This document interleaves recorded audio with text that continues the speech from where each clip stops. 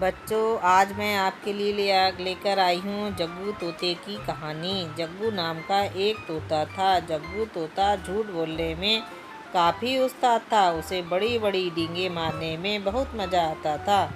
वैसे तो जंगल के बहुत से जानवर इस बात को समझने लगे थे कि जग्गू तोता सिर्फ झूठ बोलता है, पर कभी भी उसने अपनी आदत नहीं छोड़ी। एक बार जंगल में एक नई चिड़िया आई और जग्गू ने सोचा कि अब वह उसे अपने झूठ का शिकार बनाएगा। जग्गू तोता उस चिड़िया के पास गया और हमेशा की तरह बड़ी बड़ी डींगे मारने लगा। उसने चिड़िया से कहा कि वह अभी अभी एक शाही दावत से आ रहा है, जहाँ पर उसे खाने के लिए एक से एक पकवान मिले। वह चिड़िया जग्गू की बातों पर भरोसा भी कर रही थी, क्योंकि वह उसकी असलियत नहीं जानती थी।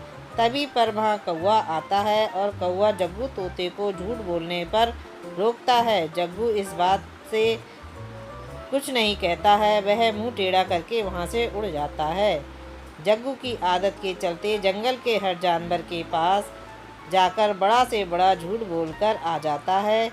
कभी वह कहता है वह मोर से भी अच्छा नाच सकता है, कभी कहता है कि वह आसमान में दूसरे पक्षियों से भी ज़्यादा ऊंचा उड़ सकता है, तो कभी कहता है कि उसके पास बहुत सारा पैसा है और वह बहुत अमीर है।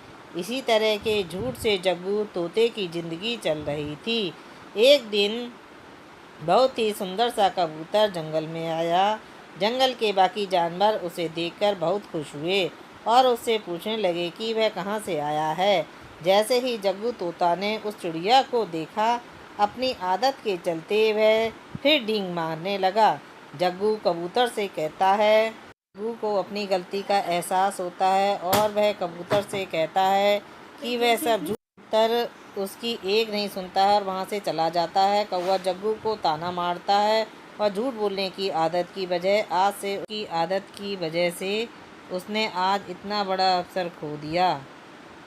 जिसके बाद हम सब से माफ़ी मांगता है और अपनी झूठ बोलने की आदत को पूरी तरह से छोड़ देता है।